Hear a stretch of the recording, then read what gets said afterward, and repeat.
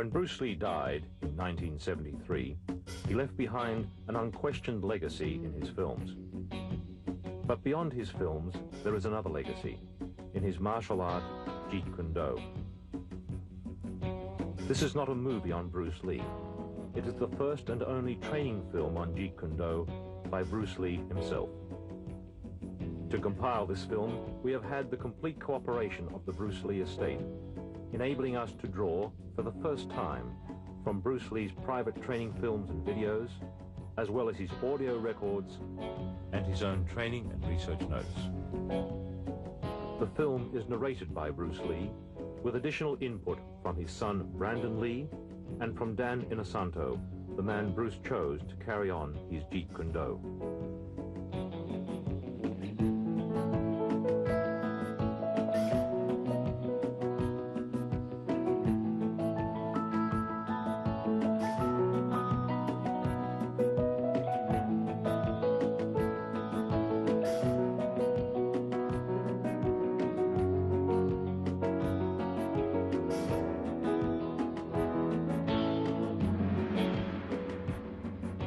My last name is Lee, Bruce Lee. I was born in San Francisco in 1940.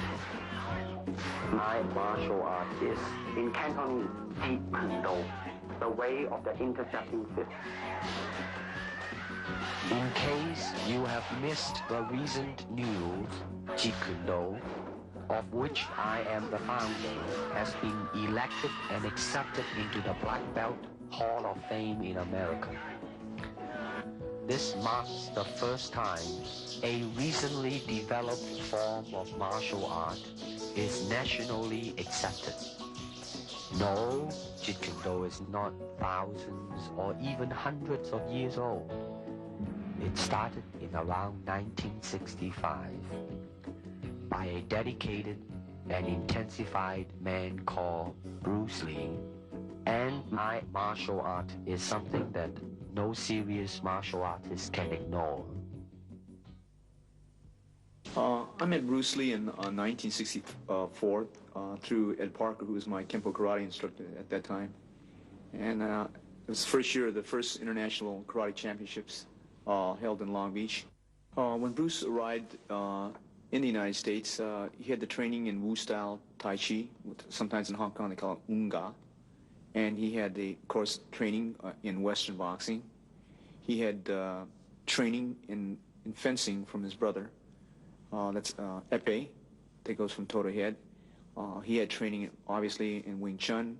And the other area was the training he had received in, they call it Buk Pai, or it's Tam Toi. He knew 12 sets in Tam Toi. And then believe he traded with a Choi Li Fat man. So those are the arts that Bruce brought into the United States. In the beginning, he used the Wing Chun as the base system, or the first system. But as time went on, he went away from that, started to extract different things from different systems and put it to his personal use. That's why we say absorb what is useful and reject what is useless for you. That's the concept. Okay? He says using no way as a way. In other words, it's not a Japanese way, it's not a Chinese way, it's not a Korean way, it's not an Okinawan way, it's not a Filipino way, it's not an Indonesian way. He's saying using no way as the way. You are the way. Okay? Then he's saying using no limitation as a limitation. That's the concept in Jeet Kune. That means I don't limit myself to a Filipino style or an Indonesian style or Malaysian style. I use what is useful for me, because at certain times a certain art may be useful under a certain environment. Kung Fu is originated in China. It is the ancestor of karate and jiu-jitsu. It's more of a complete system, and it's more fluid. Kung Fu can be practiced alone or with a partner. Practicing alone, they involve form. Some imitate a crane, a monkey, a praying mantis. Martial art include all the combative arts like karate or karate, judo, Chinese kung fu or Chinese boxing, whatever you call it. All those. You see, like Aikido, Korean, I can go on and on and on. But it's a combative form of fighting. I mean, it's not, some of them became sport, but some of them are still not. I mean, they use, for instance, kicking to the groin, jabbing fingers at the eyes, and things like that. He mixed his trapping into grappling. He had 32 different sequences, as you could see in The Game of Death and the Way of the Dragon, those two films. He was getting into grappling, the face locks, the head locks. Originally, Bruce taught us various different trapping methods. For instance, if the punch was to come and we were to trap it, we would come back here and we would lock up. This would be the lock-up positions that we would use. To me, okay, to me, ultimately, martial art means honestly expressing yourself. Now, it is very difficult to do. I mean, it is easy for me to put on a show and be cocky, and be flooded with a cocky feeling and then feel like pretty cool and all that. Or I can make all kinds of phony things, you see what I mean, blinded by it. Or I can show you some really fancy movement. But to express oneself honestly, not lying to oneself, and to express myself honestly, that, my friend, is very hard to do.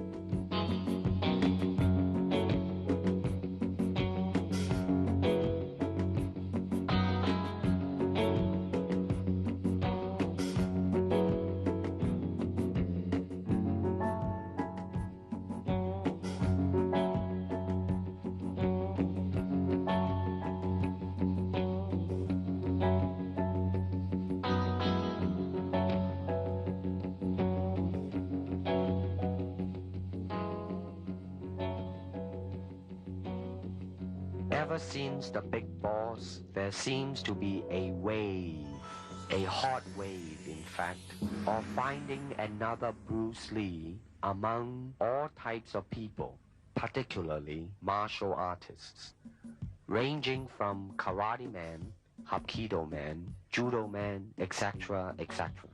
Forgetting about whether or not they possess the ability to act, just so as they can halfway decent to kick or punch, and hopefully knowing a few tricks or gimmicks, the producers will make them a star. Now let's stop about here. Is it that simple to become a star? Well, I can assure you it's not that simple. Also, I can tell you that as more Bruce Lee's films are shown, the audience will soon realize not only in acting ability, but in physical skill as well, they will see the difference. For example, in The Way of the Dragon, my skill is matched with an American champion, Chuck Norris, who happens to be a 7-time winner of both the All-American Open and World Karate Championship as well. Then there is Bob Wall, the 1970 heavyweight karate champion, plus Wang Yanjik, the 7th degree Hapkido expert, which some audience have seen him in the film called Hapkido. Of course, it is only movie making, people will say, but I'm sure that the audience are not so insensitive as to not be able to see and judge by themselves and compare these men's speed, power, rhythm, coordination, versatilities, etc., etc. I started training with my dad really as soon as I could walk. I mean, my dad was a really diligent trainer, and he always had people over at the house practicing. My dad had a circle of students that were close to him, and so they were friends of our family. And one of those men, Danny Inosanto, continued to be my teacher, so it's kind of a nice unbroken line. I have his books at home with all of his underlining and his notes in them, and it's fascinating to see where he drew his sources from, from what sources he drew. He's got books on Western fencing at home that he would use, on boxing. I remember he always used to say that you want to try and absorb what is useful, discard what is useless, and add what is essentially your own, and that was kind of his credo in creating Jeet Kune Do. When people ask me the question in interviews generally what my style is, I usually say, well, my father created the art of Jeet Kune Do while he was alive, and I have been trained in that. because it's simple to say that. However, I actually truly feel that it's a little bit too simple to say that, because Jeet Kune Do was my father's very personal expression of the martial arts. He intended it to kill a lot of sacred cows. So I always feel a little bit silly saying that I practice Jeet Kune Do, although I certainly have been trained in it. Yeah. It would be more accurate to say that I practice my own interpretation of Jeet Kune Do, just as, frankly, everyone who practices Jeet Kune Do does, because that's what it was intended to be. Danny, my Sifu, always talks about teaching Jeet Kune Do concepts. In other words, teaching someone the concepts, a certain way of thinking behind the martial arts, as opposed to teaching them techniques. To me, that kind of illustrates the difference between giving someone a fish and teaching them how to fish. You know that old story, right? You can teach someone a certain block, and then they have that block. Or you can teach someone the concept that lies behind such a block, and then you have given them an entire area of thinking that they can grow and evolve in themselves. They can say, see, so if that's the concept, then you could probably also do this, right? Yeah. And that's, I think, a lot of what lies behind Jeet Kune Do, and that is then dedicated to creating a really creative, free-form martial artist. You see, actually, I do not teach, karate, because I do not believe in styles anymore. I mean, I do not believe that there is such thing as like Chinese way of fighting or the Japanese way of fighting or whatever way of fighting, because unless human beings have 3 arms and 4 legs, we will have a different form of fighting. But basically, we have only 2 hands and 2 feet. Unless we have other group of beings on Earth that are structurally different from us, then there might be a different style of fighting. Now, why is that? Because we have 2 hands and 2 legs now. The important thing is how can we use it to the maximum in terms of path. Well, straight lines, curved lines, round lines. They might be slow, but depending on the circumstances, sometimes that might not be slow. And in terms of legs, you can kick up straight, same thing, right? Now, and after all that, then you ask yourself, how can you honestly express yourself at that moment? And being yourself, when you punch, you really want to punch. Not you want to punch because trying to avoid not getting hit, but to really be in with it and express yourself. Now that is to me the most important thing, and that is how can I, in the process of learning how to use my body, to understand myself. Now the unfortunate thing is, now there's boxing, which use hands, judo, which is throwing. Now I'm not putting them down, mind you, but I'm saying one thing that is a bad thing, and that is, because of style, people are separated. They are not united together because styles became law, man. But the original founder of the style started out with hypotheses. But now it has become the gospel truth. And people that go into it, man, became the product of that. It doesn't matter how you are, who you are, how you are structured, how you are built, how you are made. It doesn't matter. You just go in there and be that product. And that, to me, is not right.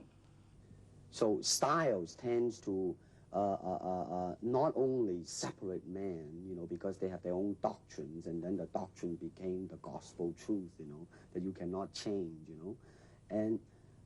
But if you do not have styles, if you just say, well, here I am, as a human being, how can I express myself totally and completely? Now, that way, you won't create a style, because style is a crystallization, I mean, that way, it's a process of continuing growth. First, we use the feet. And then we use the elbow. In fighting, there is a finger jab, there is a punch, there is a back fist, and the thigh kick. It depends on where you hit and what weapon you will be using. I can use my longest weapon, my thigh kick, against the nearest target, your kneecap.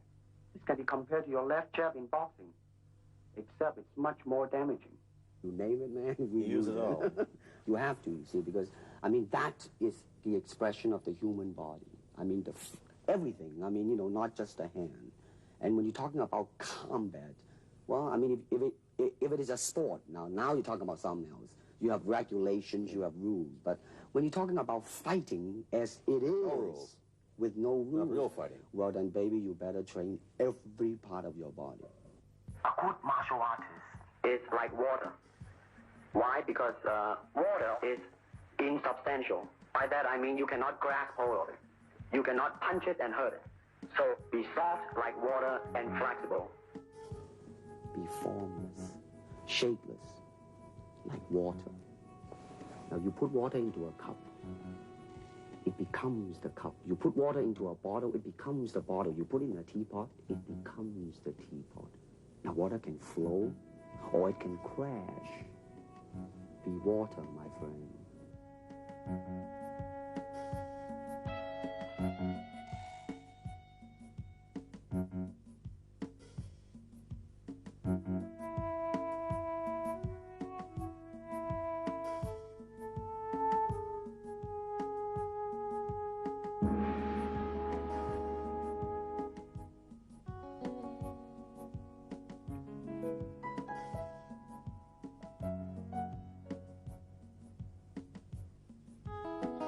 How can I maintain lightning speed without sacrificing tremendous punching power? I believe I found the cause of my ignorance. You'll see a Jeet Kune Do punch is very scientific and practical, especially in street situations.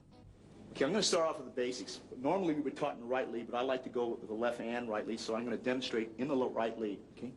Now when the punch comes, you parry it across like this, and as you do so, you strike, okay? Slow motion, 1, see?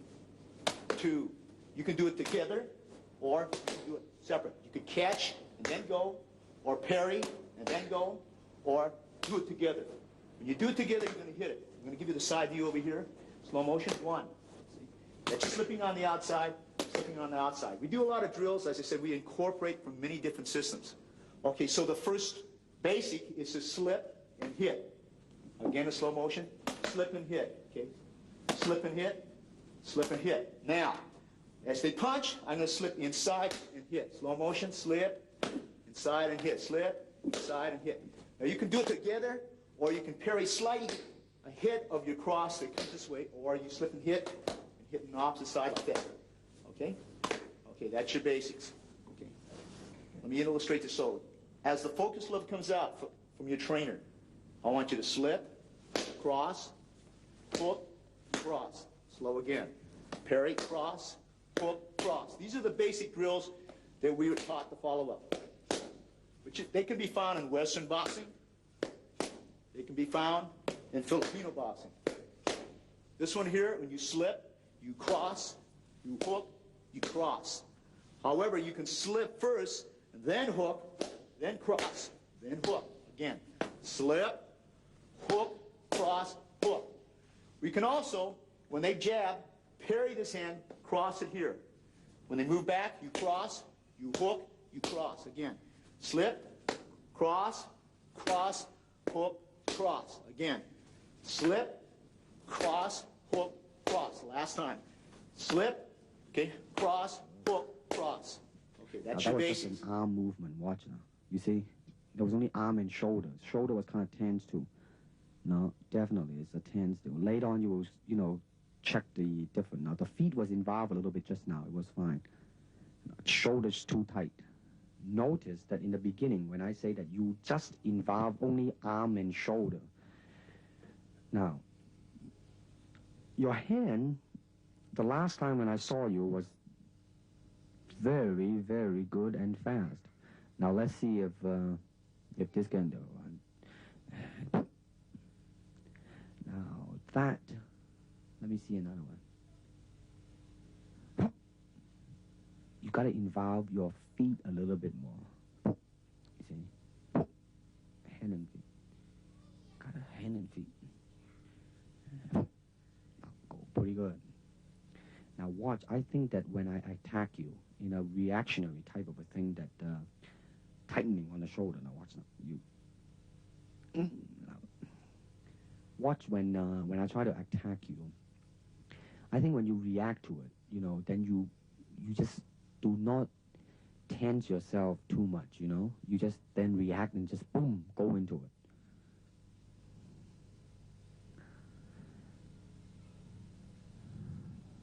Now that, I just say, use only the hand just now, I say. Now, boom. You see, when you move your hand and feet, boy, it makes a world of difference. You see, now, you should be a little bit more relaxed in the beginning. Aha. It's getting there, my friend.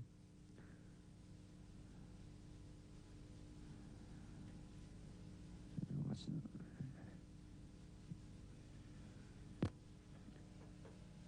that? Good. That one was pretty good. Pretty good. No, that was a little bit too tight. Now watch this one. Good. Now that could be used in film. Here we go. Okay, let's say that this person is standing here. At this point, for purpose of illustration, I might use what they call the sachet, okay, that they use in Savate, which is like that, see? When I come in, I can go into Wing Chun. At that point, I might flow into Western boxing, okay?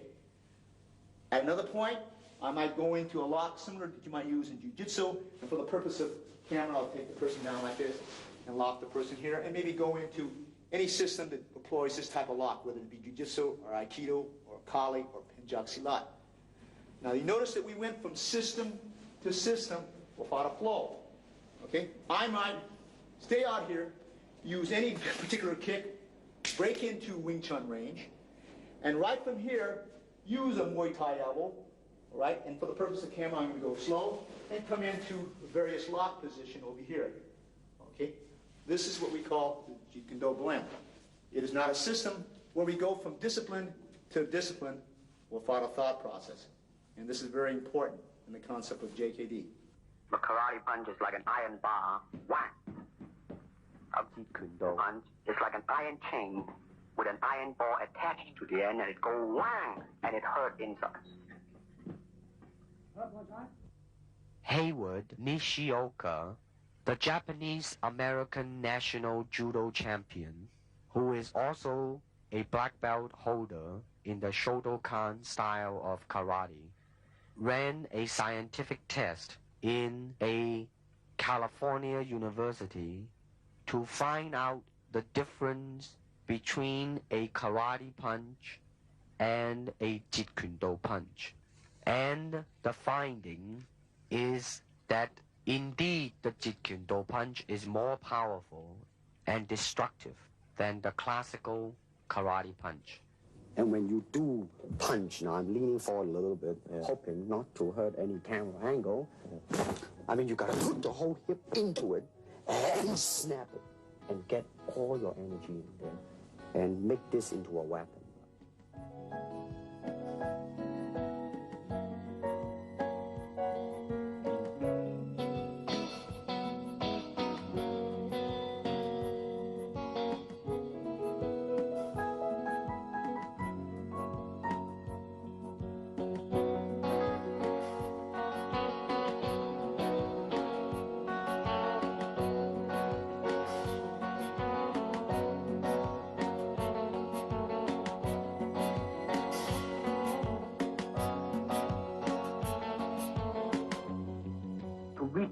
Move to me.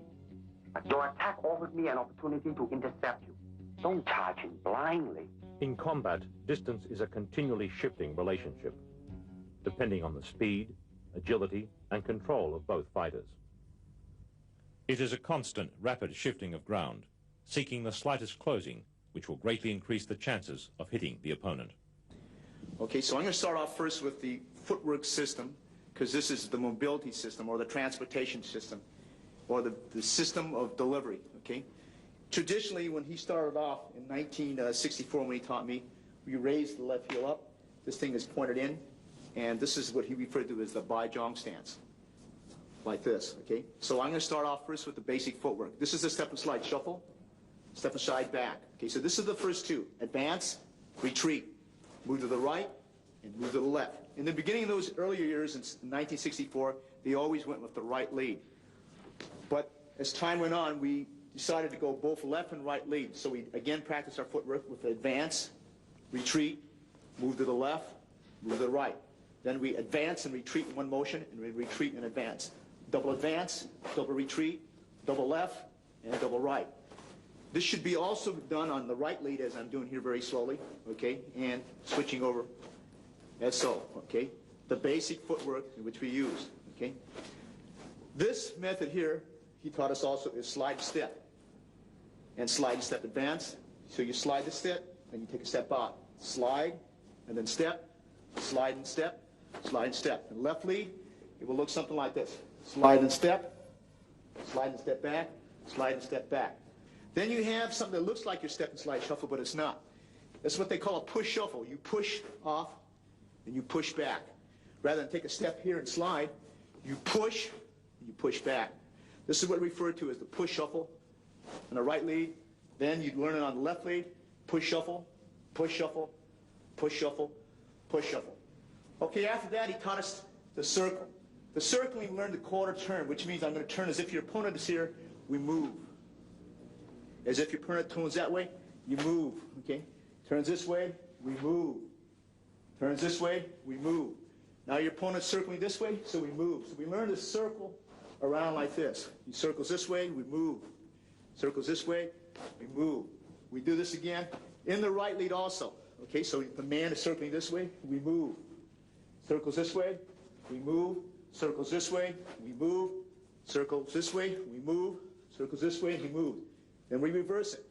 This way, your opponent's moving, so you just move laterally, move around, moving around, okay? All right, this is your transport system that we use, or what they call delivery system. This is on combination kicking. Now you will notice a difference. In the beginning, you tend to over-chasing yourself. In other words, you're covering too much distance. Therefore, when you kick, then your center of gravity is moving forward too much, and the form in kicking is greatly affected. Now, the reason you're going back because your body was leaning too much back. Now that's what is called a commitment kick. I mean, when you try to go through something, when you're trying to really kick to hurt, then you would lean back, but you won't do it in a combination kicking. Boom. No, you see, you are rushing yourself there. I mean, you should really, in the beginning, just take your time and just go boom, and boom, and now. You see, you're still, it's not so much on the physical, mentally you are chasing yourself out, Now, watch this now. In slow motion, bum and bum. But you see, the body line is always there instead of overreaching, you know what I mean? You kind of rest back, but as you progress on, though. Here we go. 1 and 2. Just easily, you know what I mean? Here we go. And 1, that's good. 2, and then once you get that, then you go into the kicking form, make sure that it is right, and 2, and 3. Now you are more in control now. You are more thinking of 1, 2, 3. And don't just, think of 3 already. That's even better now. There is snap at the end in this one too. The other one, you are just, doing a form and a boom and a boom and a boom. You see, all you need to do is just really snap the leg and just step and slide into it. Boom and a boom and a boom. That's right. Good. Now you're not over chasing yourself. Now you are pacing yourself right. Here we go. 1 and 2 and 3.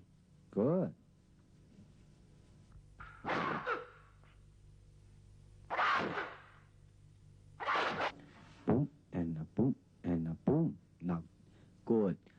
last one, though, you were a little bit off balance, but there was definitely a doom, doom, doom in there, you know. Here we go. Kick me, boom, and boom.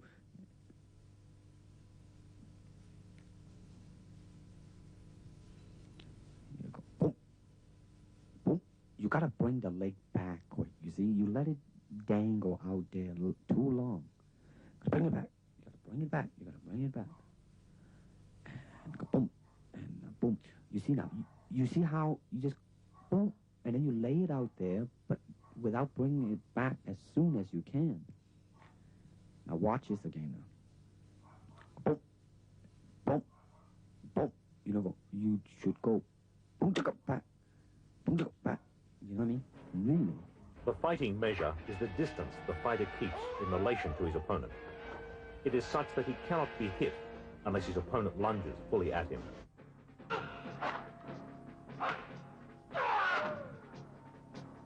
Martial art has a very, very deep meaning as far as my life is concerned, because as an actor, as a martial artist, as a human being, all these I have learned from martial art.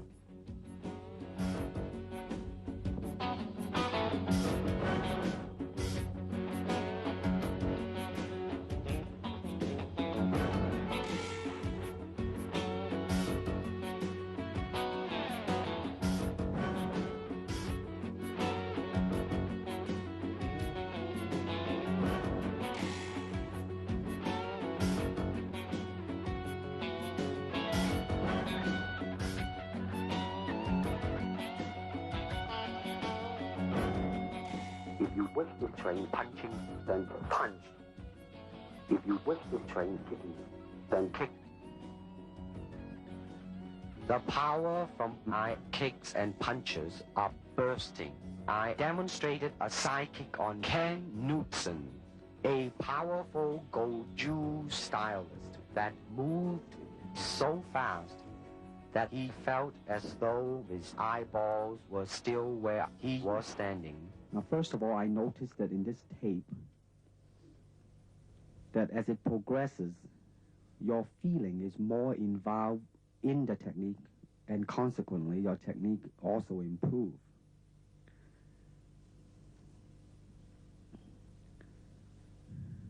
Now, the foot at the ending position in impact is kind of dangling a little bit. Watch it now. Right? I mean, it's not a definite substantial straight line directed at it and, you know, hit it square and then come back.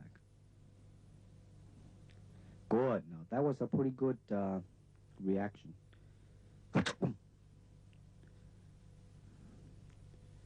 Good. You're pretty loose here. I see your hands dangling. Loose. And... Uh-huh. Here we go.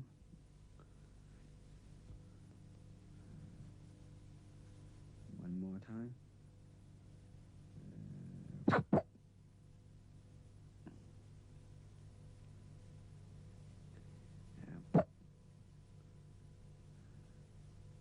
Pretty good. That was really quick too, you know. Did you notice that? See, the thing to watch out really is the initial, a little bit yawning there. The thing to watch out is you have to, the initial part has to be fast. But also that when you finish the technique, you gotta bring it back fast too. So in other words, you gotta be fast from beginning to end.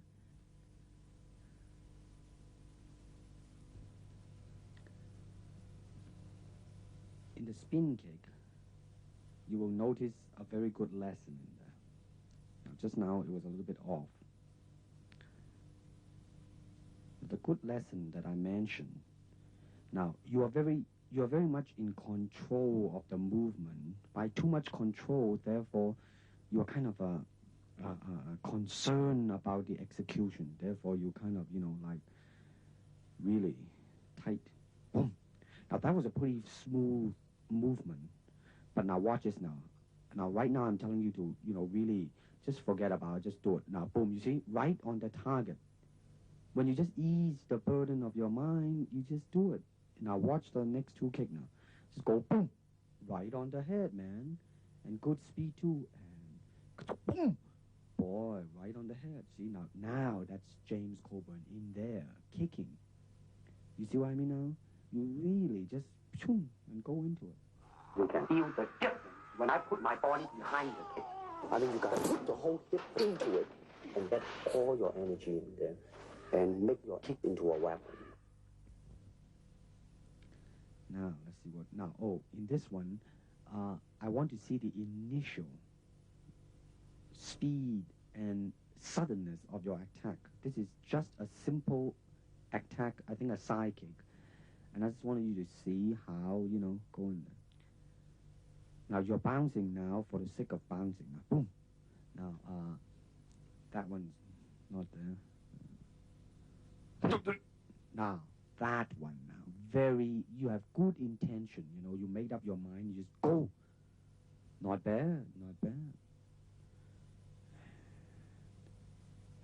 Now, notice your kick when you finish. You just let it drop down, you do not bring it back quick enough. Now, your initial was quick. If you bring it back quick, the whole kick would just look like a boom. Now, again, you see, you did not bring it back again.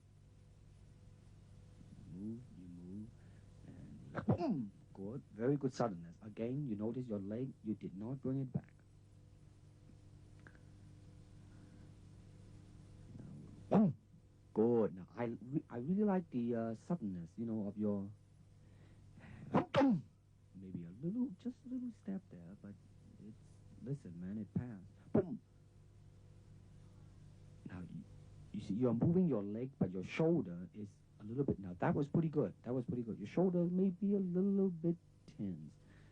The upper body and the lower body has to be united. Now, you see now, I don't think we mentioned this because your leg was, you see, you let it stay and then back.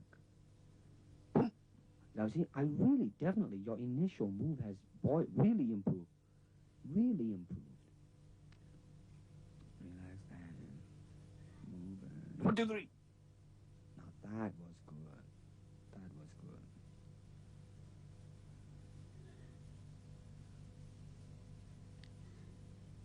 Boom. A little bit low. Boom. Good. Now, this is the flexibility now. Now, I want you to watch your left leg, with a stationary leg. Now, watch the stationary leg one out. The first one, you didn't make it. Now, the second one, you didn't. Now, watch this now. Watch it. Boom. You see how it really straightened out and you let all the weight rest on the heel and it just reach easily. Now, this is the side kick going over. Now, listen to this now. I like your very good natural feeling on the first one, though the kick was not too good. I mean, you see how it just really, very smoothly it go up there. Now, the second one, you want to control your foot position a little bit. Maybe you are too much control in there. Watch that. You know what I mean? Make it not as natural as the first one. Boom. Mm-hmm.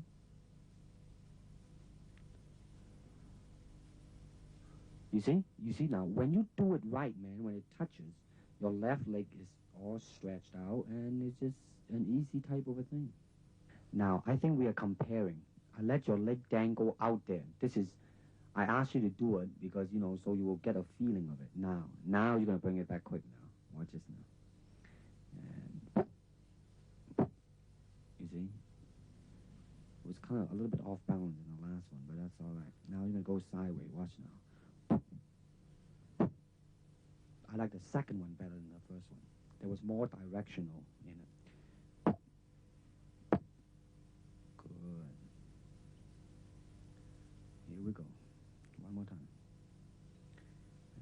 No, too low. Second one's okay. See, it come back in one straight line.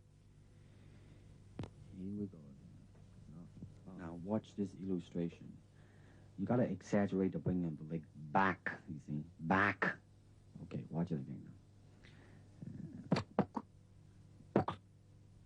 You see, exaggerate the pulling of the leg back.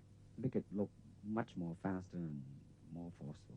Watch this now. I like the naturalness of your kick. Watch this now. Boom. You see, at the end, there was really the feeling there, you know?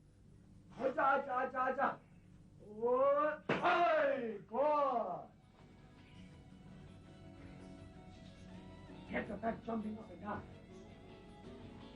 Hey, good. Nice one.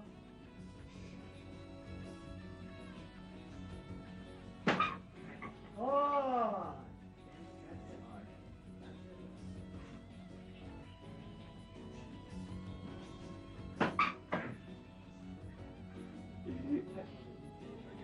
One more.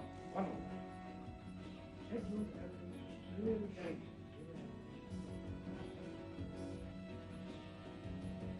You want to? I see your happy.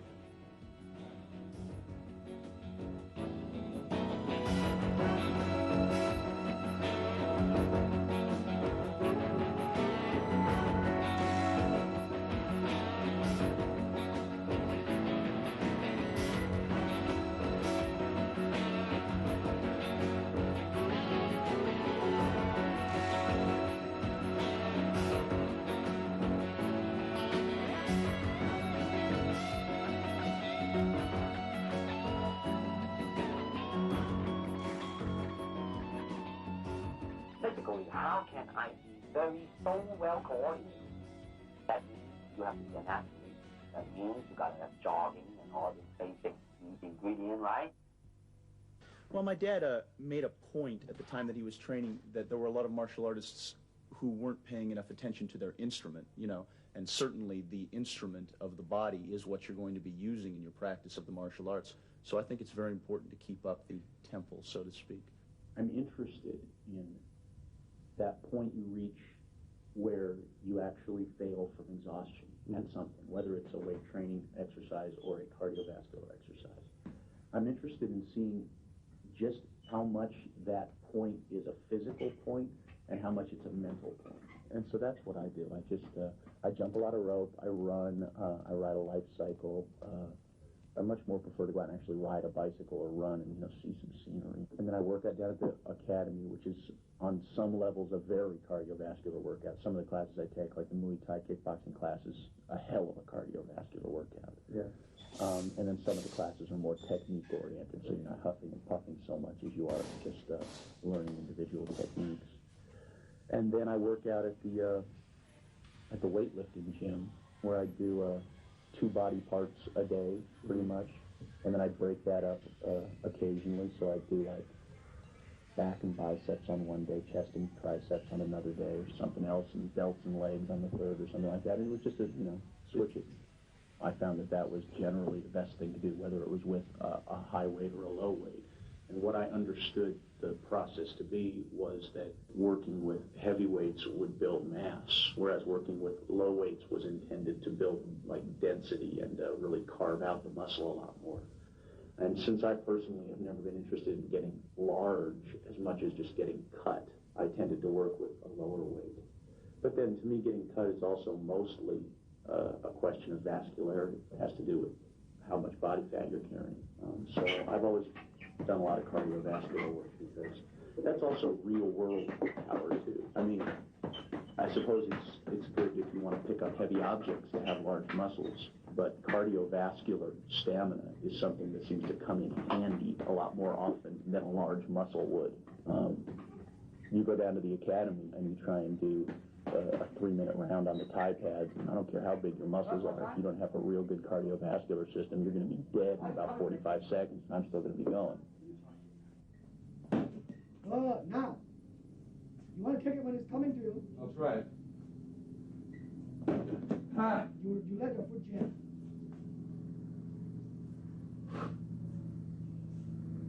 Drive the sucker.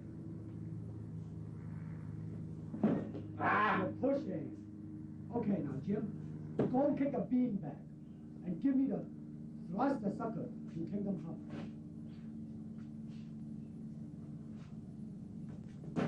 Oh, center. Now, Jim, raise the sucker. Now, you are cutting your half now. That's okay. How's that? Beautiful. No, I mean, I want you to be happy. You're still kicking a little bit off to the side. Kick him directly. Good. Now don't kick it again, but don't turn your body so much when you finish. Try to still face him when you finish, okay? Good. Now kick the sucker when he comes back. Not yet, not yet. That's it. Ah! During this time period, we used to train because we didn't have any Thai pads, so Sifu Bruce advocated the use of using the football forearm guard, and which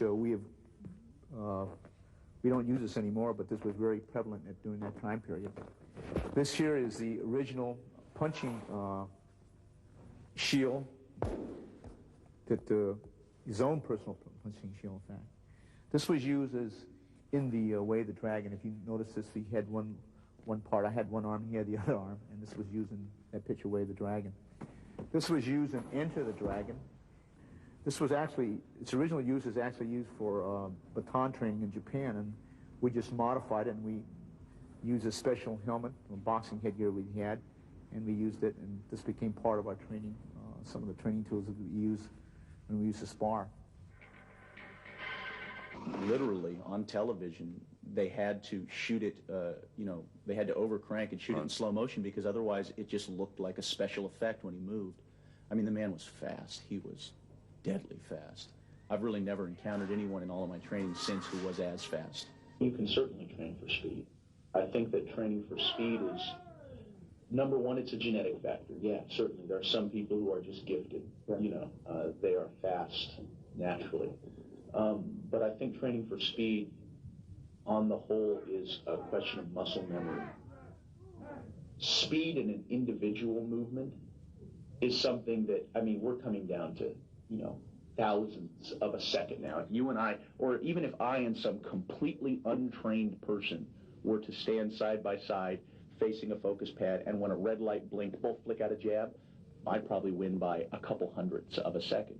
But once you're talking about speed with repetition of movements, to be able to go like that, that's muscle memory. An untrained person would be like, they would falter in their movements because they haven't trained their muscles, or they haven't trained their perception as well to be able to react quickly to a variety of different circumstances. Martial art is a combative form of the art of expressing the human body. You have to train yourself into it. I mean, you better train every part of your body, keeping the continuity going, bending, stretching, everything. You just keep it moving.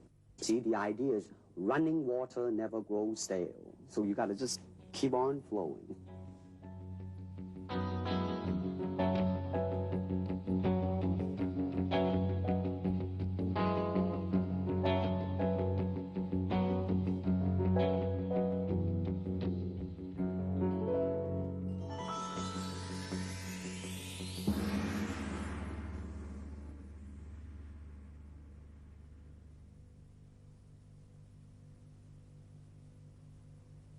When the opponent expands, I contract.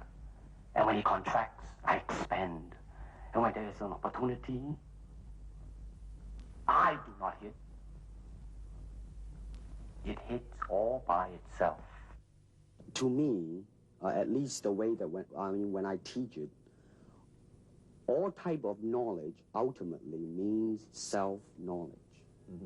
So therefore, they're coming in to and ask me to teach them not so much of how to defend themselves or how to do somebody in.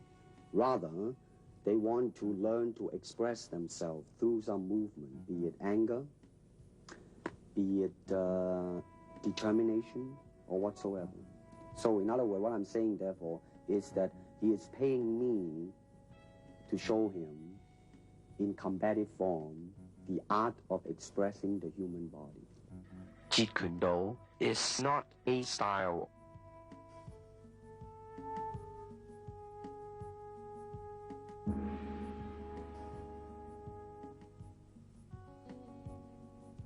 I cannot teach you, only help you to explore yourself, nothing more. Here it is, the natural instinct, and here is control. You are to combine the two in harmony. Not if you have one to the extreme, you will be very unscientific. If you have another to the extreme, you become all of a sudden a mechanical man. Now, James Coburn is a peace-loving man. I mean, he's really, really nice. I mean, super mellow and all that. I mean, you know, I mean, now he appreciates the philosophical part of it. Therefore, his understanding of it is deeper than Steve. The martial arts, which are an integral part of my life, come entirely from my father. But the martial arts, I'm completely beholden to my dad for. I mean, he started me in the martial arts when I could walk. He trained me my entire life until he passed away. And then even when I continued my training, it was with one of his students. You know what I want to think of myself? As a human being. Because, I mean, I don't want to sound like, you know, as Confucius say, but under the sky, under the heaven, man, there is but one family. It just so happened, man, that people are different. A good martial artist does not become tense, but ready. Not thinking yet, not dreaming. Ready for whatever may come.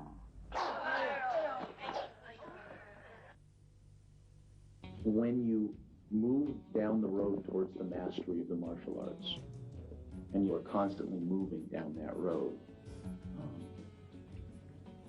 you end up coming up against these barriers inside yourself that will attempt to stop you from continuing to pursue the mastery of the martial arts. And these barriers are such things as when you come up against your own limitations, when you come up against the limitations of your will, your ability, your natural ability, your courage, how you deal with success and failure as well, for that matter. And as you overcome each one of these barriers, you end up learning something about yourself. And sometimes the things you learn about yourself can, to the individual, seem to convey a certain spiritual sense along with them. I don't believe in systems, nor in methods. And without system, without method, what's to teach? I found the cause of my ignorance.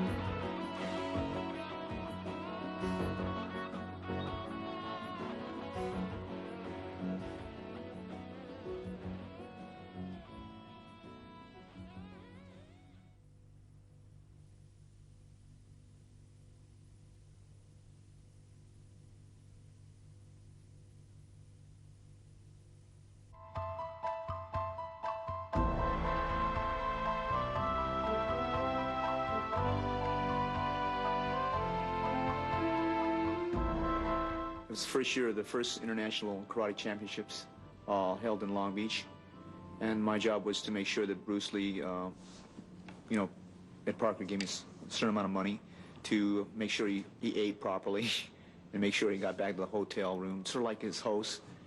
And I met him then and grew to really like his personality, and we became very close friends. When Bruce arrived in the United States, he had the training in Wu-style Tai Chi, sometimes in Hong Kong they call it Unga, and he had the, of course, training in Western boxing. He had training in fencing from his brother, that's Epee, that goes from toe to head. He had training, obviously, in Wing Chun, and the other area was the training he had received in, they call it Buk Pai, or it's Tam Toi. He knew 12 sets in Tam Toi. And then I believe he traded with a Choi Li Fat man. So those were the arts that Bruce brought into the United States. What Bruce did, as it relayed to me, that he could never learn from the top man, because in those days, Kung Fu practitioners were quite prejudiced, and they didn't usually share the knowledge with other people from other styles. So what Bruce did, he knew that, so what he did would go to the second or the third or fourth man in the system and say, well, look at how would you like to learn Wing Chun? And I'll trade you my Wing Chun knowledge for your praying mantis. Let's say it's Northern praying mantis. And that's what he did, because he knew that the head instructor wouldn't teach him. So he did that in Southern mantis. Southern mantis, I believe he trained straight with the man. But a lot of the styles that he trained in Chinese Kung Fu, the way he picked it up, he would exchange the knowledge of Wing Chun for different styles. And of course it was between him and the person he traded with. So he usually picked the second or third or fourth or fifth man within the hierarchy or of the top five in each Kung Fu system. And then as he approached that, he worked obviously with a lot of Western boxers. A lot of his students were sort of street type fighters. He worked with various different wrestlers and judo man and jiu-jitsu man, and slowly went away from the traditional or the classical way of training in Kung Fu. And he sort of changed the methods. In other words, he did away with the classical traditional ways of forms. But I think he still kept the forms, but he separated between what was the forms and what was the way he wanted to train for martial art. He referred to the forms as martial art gymnastics. And that's the first part that you would see, because when I first learned under Bruce, he was teaching me sets. For the first 6 months of my training, I learned sets. And I was learning a set in Northern Mantis, and the first set in Wing Chun, and a little first part of the Wu system, Tai Chi Chuan. And then within about 3 to 6 months, it's hard to go back in my memory right now, but he said that's not where it was at. And he just completely stopped teaching me that, and went into this, what I call his way of thinking, his way of training. Instead of doing, like in other words, the Wing Chun dummy, for an example. And I think Bruce only knew from 1 to 60, I believe. And he wanted to learn the rest of the Wing Chun dummy. And at that time, he did not know. And I think he went back to Hong Kong and tried to learn it, but somehow reason he could not. So he felt that the first 1 to 60 was the very important. Instead of training from 1 to 60, he would take a portion of that 1 to 60 and train that thing over and over and over and over again. That's the way he taught. And then he came to a point where he started to not even follow the prescribed method on the Wing Chun dummy. He just started to freelance it. And that's what he did with the forms. He just took a section of the form and shadow box it, pretty much like a Muay Thai fighter would do. He would shadow box the movements, right? Or like a Western boxer would shadow box. And he would take it out of the form, analyze it, investigate it, and say, no, that's not the way you would actually do it in combat. I'll change it a little bit. And probably, I'm safe to say, he was probably very much criticized during that time period. Absorb what his useful concept is just something that he felt that every individual was different. Therefore, he couldn't really follow his instructor per se. So realizing that you couldn't follow his instructor, he had to find out what worked for him. But of course you have a base system. And so his interpretation is that you could, say, unite Wing Chun and flow right into Jiu-Jitsu, and go from Jiu-Jitsu into Western boxing, and Western boxing out to Savate or out to Muay Thai, and go back and in and out of various disciplines. This was his idea, and he seemed to, as people said at that time, get away with it. But a traditionalist might frown on that, because that's not the accepted way. There are some people that, when you study with them, whatever the style is, they want you to say strictly Chole Fat, or let's say Chole Fat, for instance. Okay, but his concept was that you didn't have to. You could flow from Chole Fat into Wing Chun if you knew how to do it. You can flow from Chole Fat into Western boxing hands. You can, from Western boxing hands, you can flow into Jiu-Jitsu. You can flow into grappling. So absorb what is useful is that identically what he's trying to say is it's from a book called The Art of War, Sun Ji. He says absorb what is useful, reject what is useless, and add specifically what works for you. So that's basically the philosophy behind absorb what is useful. Transcending technique is many ways you could do this, but the techniques really aren't that important. What makes a technique, in my opinion, is the timing, the rhythm. Okay, your personal attributes like your agility, your balance, your coordination, dexterity, stamina, strength for that certain time period. The technique has to fit the individual. Technique has to fit motion, both your motion and the opponent that you're flowing with. That's the important part about technique. So attributes, according to Bruce, were probably more important than technique. Developing speed or stamina or strength, those are attributes that you do use in combat. And that's, I think, what he was trying to say there, that you got to transcend the technique, both physically and mentally.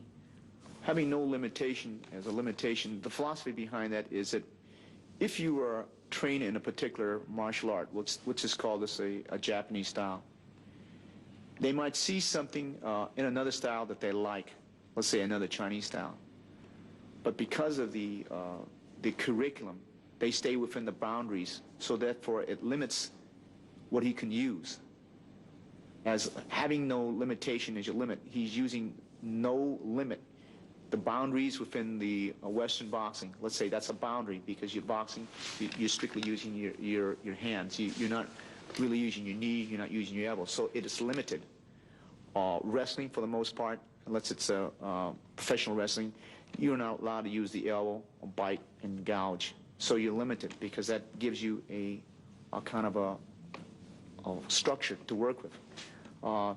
Judo is very, very good art. They throw well, they choke well, they strangle well, they arm bar, they leg bar, but there is no punching, so that's limit. So he's trying to say using no limitation as styles do limit to a certain degree. Bruce said that to transcend technique, it has to punch, it has to kick. You don't punch, it punches, it kicks, it elbows, it knees, it head smashes, all right? It does everything. It grapples, it locks, it chokes, it strangles. It was the transcending of self. You don't know how you hit. It hit by itself without even a conscious effort. That's what he's talking about, that the it. So he's transcending the physical. He told me once, well, I don't know if it's true or not, he said that he could see himself, if there was a person he's fighting, that he never fought the battle from here. He fought the battle from here, and he could see himself and the opponent. He says, I says, let me get this straight now. You mean your opponent's here, and you're not here watching this guy? He says, yes, I'm watching from here. So he had that saying, and I think it's in one of his sayings, he says, be like a wooden doll. It has no ego. It just moves like a wooden doll because you move. So he can absorb it, like he said, you can observe things better from a third person, without critically. Like it's when I train fighters, I couldn't understand why they couldn't see the opening when they were sparring, right? And why they didn't cover this. But when you get in there, you can't see the opening. You could see it from the third person, and that's where Bruce was saying he was seeing it. For a good example, when I played football, if I made a good run, it was so effortless. When you're up there in the stadium, you can see the openings where he should have ran left and right. But when you're running with the ball, you can't see the openings sometimes, right? Your coach from the bench can see it, and your scout up there in the stadium can see where you should have ran left or right, or you should have put on a speed, or should have stopped short and cut to the left or to the right. But when you're in the heat of it, you really can't see it, right? That's what he's saying, that he sees it from a third person. Therefore, he can see the openings. That's why a trainer has to tell his boxer or his fighter when he comes back to the corner, he says, loop with the overhead. He's dropping his hands because sometimes he's so occupied in trying to defeat his opponent, he can't see it because he's not a wooden doll. You have to be formless, as he should tell us. And that's, I think, what he's trying to say. It does it because he's no longer in the body.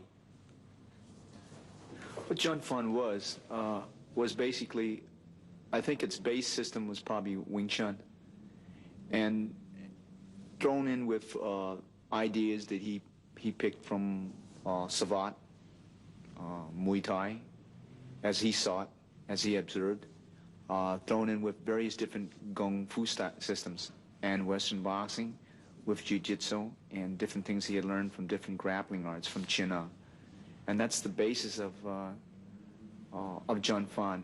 The liberation of Jun Fan, we get into now what we call Jeet Kune. For an example, to expand on what Jeet Kune is, Jeet Kune is a very personal thing. Therefore, it is not really a product. Rather, it's a process. It's a process of becoming, and you're constantly changing. The only thing you can be sure about time is it's constantly changing, even the ideas. Okay, so Jeet Kune, for an example, if I had one student, he might incorporate only 20%, let's say, Western boxing, as another student might really like it, so he'll use 80% Western boxing.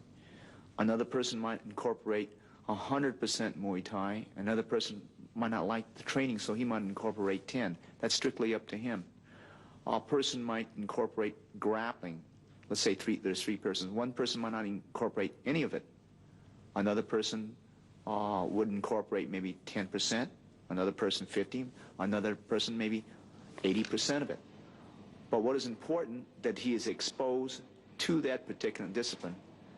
The way I'm moving now, I use the discipline to develop attributes. That's the key thing, because I believe, like Tai Chi Chuan, for an example, it has a lot of good characteristics that I like. You know, it sort of calms the system down, and it has balance. It promotes balance, and it has good body control when you do it.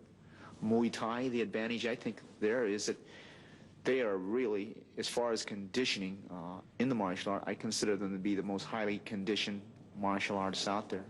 So I like to incorporate that aspect of it. I leave my students to say, well, do they like the training in Muay Thai better than they like the training in Bando or so on. I allow my students to choose what they like, what they want to do, and what art that they want to gravitate to. And I think this is important. Just as when people go through public school, you should give them a base study course, but you allow them after they come out to pick what they want, whether they want to concentrate on music more, or art, or on math, or on science. So Jeet Kune is just the same thing. You concentrate on your effort. A Jeet Kune technique can be a boxer's left jab, it could be a boxer's left hook, it could be a boxer's uppercut, and it could be a cross. It could be a Muay Thai kick on the thigh. It could be an elbow from Muay Thai. It could be a knee from Muay Thai. It could be a wrist lock from Jiu-Jitsu or Aikido. It's whatever works. So a Jeet Kune technique, you can't really classify a Jeet Kune technique. And the way of in the realm that Bruce had it, it's absorbing what is useful for you. Since it is not a style, we use maybe certain disciplines to get certain attributes, to develop certain things. So there is no Jeet Kune Do technique as per se, as the way he founded the idea. Okay? Many people refer to it as a style, but it's not a style, because it's not a style as a product. And as he used to tell me, it is a process. It's a process of constant growth. And what is Jeet Kune Do for you now might not be Jeet Kune Do for you 6 years down the line, because of age, because of time, a factor of training and things of that nature. Jeet Kune Do now, since there's a lot of disciples that came from Bruce, and I have a lot of students, each is developing it in the way that they think it should be developed. Some people don't want to come out, they want to stay in the garage and teach 1 or 2 or 3 students, that's fine too. Others want to promote it more, get it into the limelight a little bit more, and that's fine too. Like, for an example, Daniel Lee, he teaches Jeet Kune Do, but his main thrust is Tai Chi Chuan. He promotes it through Tai Chi Chuan. As Richard Bustillo is more into Western boxing, he's more into kickboxing. He takes that aspect of Jeet Kune Do and tries to push that aspect. Larry Harsel is more into what we call Filipino Dumog, which is grappling, or Layog, which is another form of Filipino grappling, and mixing in with a little Chinese Chin-A here and there, and Western wrestling, and some things from Jiu-Jitsu and some things from Aikido that he's integrated for himself. So Jeet Kune Do, the only worry that I have is that some of these people might lead their disciples down one particular path and say, this is Jeet Kune Do, and my Jeet Kune Do is the way Bruce would have had it. Then my person might say, no, it's in the kickboxing, it's in the Thai boxing, and it's in the wrestling. This is the way Bruce would have had it, okay? That's the only danger that I see. Bruce did hand out certain techniques, but they were used to illustrate a certain point when you might use this at a particular range. And the thing that he used to tell me, there are certain weapons that are good for certain ranges. Like a grenade, you wouldn't use it 5 feet away from you. You might use a dagger. A staff, you might use it for a little bit shorter distance. A grenade would be good maybe if there's a machine gun nest out there 50 yards, and that would be the time to use it. There are certain techniques that are good for certain circumstances. Once a man crashes in and he's in grappling range, you should use it.